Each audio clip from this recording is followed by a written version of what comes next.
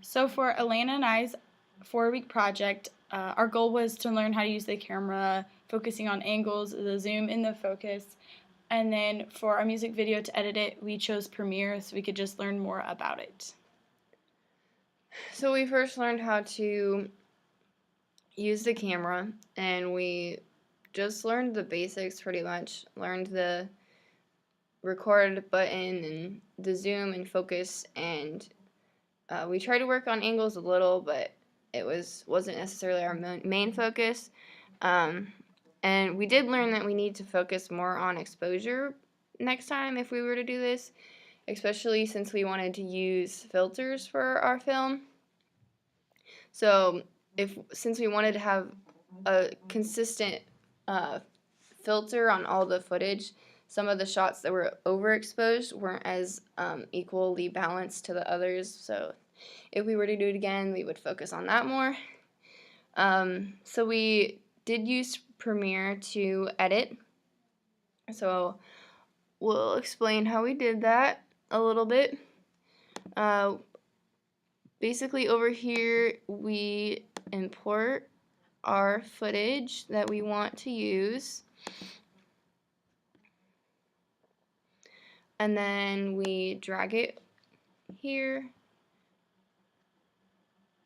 all of the shots that we want. Oh, okay, I guess that's not gonna work. And so you can shorten the clips how you want, or lengthen them however you want. And then you can also, on the footage, you can add filters or adjust the certain aspects of the footage, like the color or whatnot. And also for our project, we had to know how we needed to reverse our footage, some of our footage, and also we needed to speed up or slow down some of our footage. So to do that, you click with 2 fingers and you can get the speed and duration, and then a lower percentage would slow it down, or a higher percentage would speed it up. And then if you wanted it to play backwards, you would click this and select this reverse speed, so that you can see I sped it up so it shortened the clip down.